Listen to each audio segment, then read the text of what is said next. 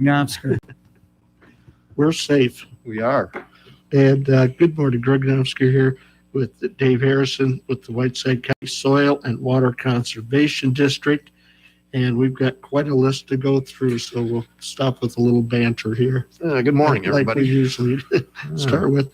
But anyway, number one on your list today is the deer season wrap up for Illinois. Right. For the most part, all the deer seasons in Illinois are finished. I think there's a little bit of bow season, and the CWD counties have one more 3-day season, extra season coming up this weekend, but that's it.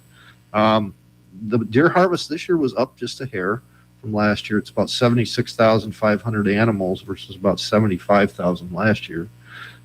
Just to hit a couple of the surrounding counties, Whiteside, this is gun harvest, was 606, Rock Island was 670, and Carroll was 558. And that's where I hunt. And that sounds representative of what was going on. The harvest is down from where it used to be.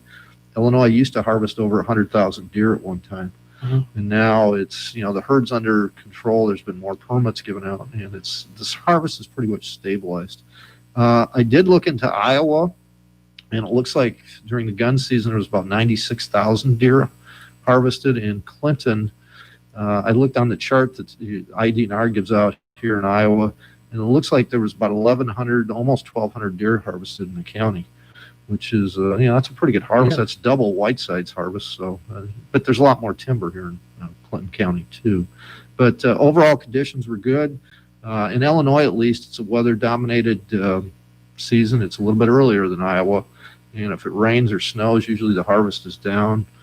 Second season, actually the weather was fairly decent this year, and that did pick up the harvest overall.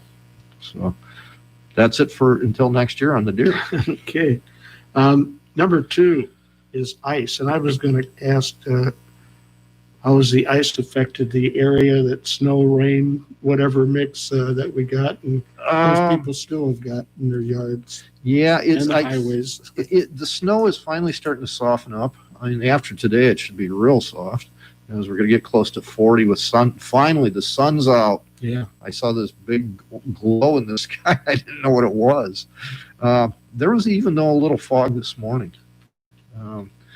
I ran my trap line. I got back home about 6:30 and it was starting to get foggy. And I noticed even over when I came over, and I think it's just the sun, heating up the snow, and there's moisture coming off of it. But what I was talking about there was ponds. I noticed there's a lot of guys ice fishing. And in the past, I've mentioned this, but usually 4 inches of ice is safe for a person. And up to a certain point, if you're a big guy and you weigh 300 pounds, 400 or 4 inches of ice may not be thick enough. So you have to kind of use your own judgment. But for the average person, 4 inches of ice is good. If you're talking about four-wheelers, snowmobiles, you probably want to look at 6 to 8. If you're talking trucks, you're probably at least 10 inches. And I do want to give the IDNR a compliment here in Iowa. They've done a really good job being on TV and in the media, talking about this. And a guy that I may be related to, I think his name is Jeff Harrison, works for IDNR, and he's done a really good job getting on the TVs and showing the different techniques to stay safe. That's tough to say on the ice. So good for them. But 4 inches of ice is a minimum. Be very careful after the next few days. I think you're going to see some ice that's going to get a little bit rotten. So take your time. Don't go out too far until you know the ice is safe. So. Yeah, and you always see a lot of ice fishermen up in backwaters. Yeah, on the backwaters of the dam. And that backwaters is usually safe because it's shallow water. But I remember I fell through one time, and I'll tell you what, it's cold. I had coveralls on, and the coveralls got soaked, and I ended up having to go home. I couldn't get dried off enough. And then the water was only like 1.5 feet deep, but it was still cold. And the problem is if for some reason you can't get out, you go into the silt, you got about a half an hour. And if you can't get out of that water within a half an hour, usually hypothermia starts setting in, and then you get a real problem. Hopefully there'll be somebody around to help you out, but you never know. So be careful out there. It can be dangerous. One other question, like sure. On the ice and snow, this one that we had there a week or so ago, how does that affect, again, nesting areas? pheasants and Well, the ice is Well- probably more problematic than the snow itself, more so for quail. Quail have a hard time digging through deep snow and especially ice. And it can be a real problem. Pheasants, turkeys, other birds can be affected by ice too because it actually plugs up their nostrils and can actually cut off airflow. But the biggest problem is getting through to the food. They use a lot more energy if they can scratch through it, and if they can't, a lot of times they get stressed out and die. So yeah, the ice is a bad problem. That's why whenever I do a wildlife plan, I try to include shrubs that'll have berries on them. So if the snow gets deep, if the ice gets, on top of the snow, the birds can at least get over that to those shrubs and hopefully at least have the berries in an emergency situation to feed on. And that's a good question too.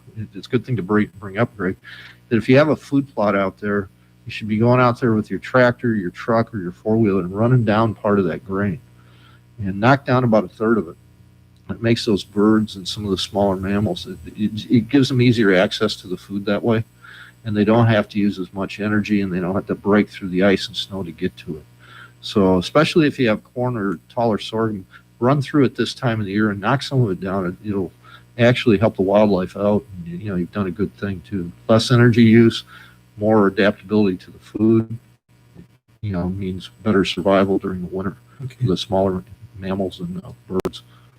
Well, it kind of continue in that vein, sort of. Number 3 topic is bird feeders. Yeah, I'm going through right now at least 1 to 2 suet cakes a day and probably pretty close to 2-gallon milk jugs of bird feed. So keep those feeders filled this time of year. Those birds will really depend upon that. And I know the squirrels are using it. And when I come out first thing in the morning, there's always deer tracks underneath my bird feeders too. And I'm not saying that's a good thing because, deer are pretty adaptable. Plus, with the CWD in the area, you probably don't want a lot of them around your bird feeders anyway. But the birds themselves really start to depend on that type of food this time of year. So keep your feeders filled. I try to fill mine at least once a day and sometimes twice a day. And it's always a good idea to keep them filled, keep them clean, get that crusty stuff that's on the bottom of the feeder, get that out of there because that's rotten. And the birds can have problems with diseases and bacteria forming in it, and they can actually get very, very sick and die. So keep your feeders clean, but keep them filled too. That's really important this time of year. Yeah, hopefully the birds can get them before all the squirrels. Yeah, I know that's a problem. Boy, oh boy. Yeah. Let's see. Number 4 is a food plot. Yeah, and the thing to do if you haven't put in a food plot in a rural setting, it's not a bad idea to add a small one to a good wildlife setting. Put them close to cover. Start planting now. If you have a native grass stand or if you have shrubs or woods nearby, that's a good spot to locate them near those areas. The further those, especially the small birds and animals, have to go to get to the food, the more it opens them up for predators, especially hawks, owls, things like that. So if you can locate it close to escape cover, your predation actually goes down, and it's that much less energy the animals have to use to get to the food too. So, okay, number 5 is money. Yes, grants and cost share. We got a pile of money we're sitting on right now in the Education Foundation, and with the schools being in session and out of session, it's been really tough for teachers to have field trips and buy extra equipment. So if you're a teacher, if you're a youth leader for a church, a 4-H group, FFA group in Illinois, and you have something that's either environmental or conservation-minded, a project, give us a call and let us know, and I can help you do the application. It's a very simple application, and we'd be more than happy to fund a project like that, which we have in the past. So even a library, if you need some equipment that's environmentally or conservation-oriented, write up a grant. I'll have the board take a look at it, and we'll see if we can't fund it for you. But we have a lot of money right now, and the grant process has been, given the money out, it's been very slow lately. So okay, well, again, we're Dave Harrison. He's with the Whiteside County Soil and Water Conservation District. And as far as people getting a hold of you, throw your number out there and where you're located. the phone number is 815-772-2124, extension 3. And normally somebody's there between 7:30 and 4 o'clock normally. We're located at 400 Wilkins Drive, which is south on 78 from Morrison. We're right next to the Conoco gas station. If you go past the gas station, we're the next drive heading south on the right-hand side of the road. Okay. Let's see, number 6, nest boxes and plantings. Yeah, this is the time to be starting to clean, if you haven't already, clean out your bluebird. And you can start on your wood duck houses, but it's a little early for that, but especially your bluebird boxes. Get them opened up and get the mice out of them, because they'll be packed in with mouse nests right now, and you need to get those mice out of there. Leave them open for a couple months to air out and dry out, and then close them up, middle of March or so. And then starting in March, or even the end of February, get your wood duck houses cleaned out and put new wood shavings in them. About 3 to 4 inches of wood shavings is all you need. Don't overdo it, because it makes it easier for the raccoons to reach in and get the hens and the eggs if you do. But yeah, clean those things out. I usually use a screwdriver or a little scraper or something to get all the garbage out. And to monitor them, to know if you had a successful wood duck nest or not, look for the egg sacs. If there's egg shells in there and there's egg sacs attached to them, more than likely your hatch was successful. If the egg sacs aren't there and you have a lot of broken eggs, more than likely you had probably a raccoon in there, maybe a snake, but probably a raccoon. If you see a lot of eggs in there that weren't hatched, it's telling you need more boxes. That's called a dump nest. Normally, when there's too many hens in the area and not enough nest sites, they'll do that. They'll actually drive the one hen out and lay the eggs right on top of the other eggs. And that's telling you put some more boxes out. Get those out there as soon as you can. March is a good time to get boxes out. If there's ice on the water yet, go out on the ice, put the pipes right through the ice and attach them and fill them up. That's a great time to do it. Now we're down to about a minute left. What you got left on your sheet here? Pick one of them. CRP, nationwide program through USDA, and right now we're in the middle of a general sign-up, which runs through February 12th. That was geared more towards the steep erodible ground, and we're also in the middle of a continuous sign-up for things like waterways, filter strips, wetlands, riparian tree plantings along rivers and streams. And that goes until the end of the fiscal year, which would be September. And typically it's the beginning of September, because you have to give us enough time to get the paperwork done.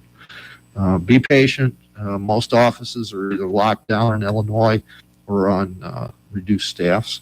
And I sound like a broken record repeating that, but until we get past this virus thing, it's going to be kind of a slow process. So just be patient. We'll get the contracts done for you, but it may not happen as soon as it normally would. So. Okay, sounds good. Well, what's left on the list we'll do next time. That's right. Again, Dave Harrison with Whiteside County Soil and Water Conservation, and we'll talk to you in a month. Thank you, Greg. All right. Coming up on the next John Tesh Radio Show, all your favorite music, plus ideas and expert advice to make your life easier and better